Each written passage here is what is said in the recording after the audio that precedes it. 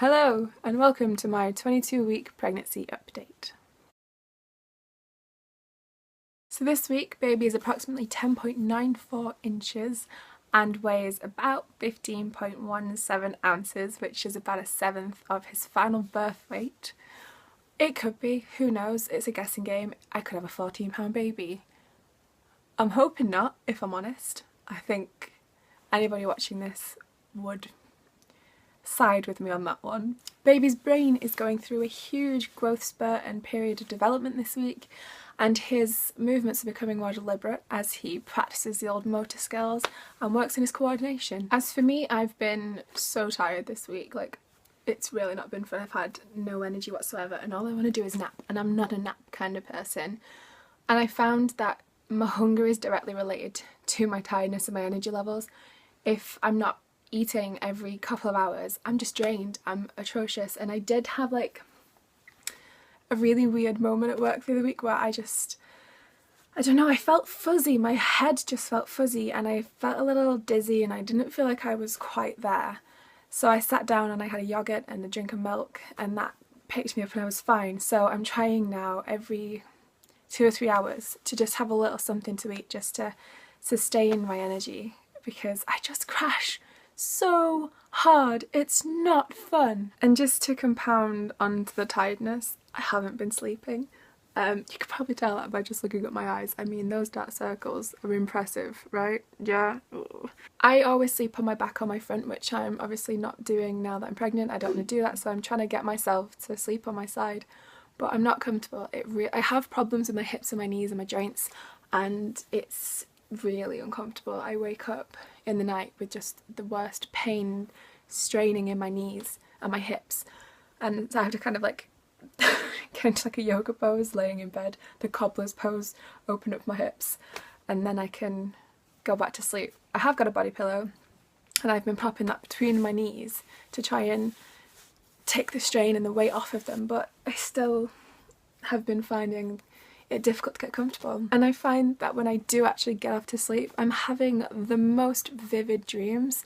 I don't know if that's related to pregnancy, but it's just weird. They're so real and so weird and so surreal, and I wake up and I just don't feel like I've had a minute sleep. I feel pretty awful at the moment.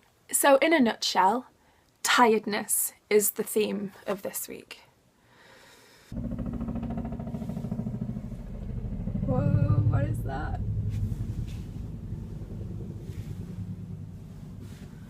Whoa! Army helicopter right over the top of the house. I could genuinely feel the floor vibrating. Okay, back to it. I did mention last week that I hadn't seen my midwife for a while and I was feeling a bit concerned. So she finally got back to me after I've been trying to get in touch with her for a good few days now. And she said, yeah, you should have had an appointment at 16 weeks. I did not. So I said I didn't know I had to make one. To which she responded was, no, you would have been told. I would have told you on your first appointment that you needed to have one at 16 weeks, and you would have been reminded at the hospital. Maybe the hospital forgot to remind you.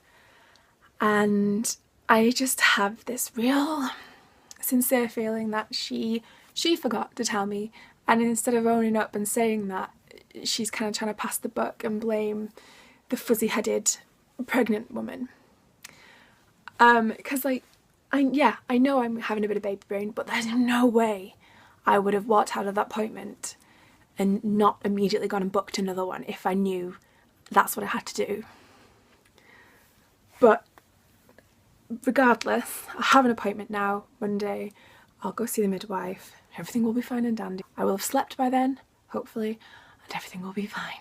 On a slightly cheerier note, we've been talking a bit more about baby names, and the husband, okay, he's not agreeing with me, but he's open to suggestion. He's not the most decisive person in the world.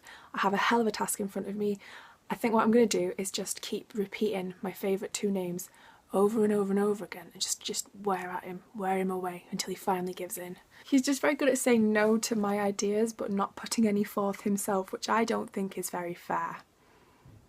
But hopefully 3-4 months the baby will have a name. And if we can't decide, then I shall just call the baby It. or thing. What's it? Hoojamabob. This is my child. Thingamajig. That'll work. We did have a nice moment the other night. I was laying on the sofa, bump out, giving the baby a good old little rub because he was kicking away, and the husband came over and he just like put his hands on my belly and gave it my bump a kiss, and that's the first time he's done that, and it just, oh, my little heart melted into just goop. It still gets me. It was like 4 days ago. I think that's everything that I wanted to talk about today. I will love you and leave you with a nice little bump shot.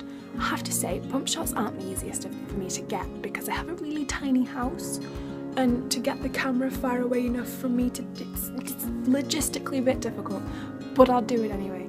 Yes, have fun. I'll hopefully see you next week, and take care of yourself.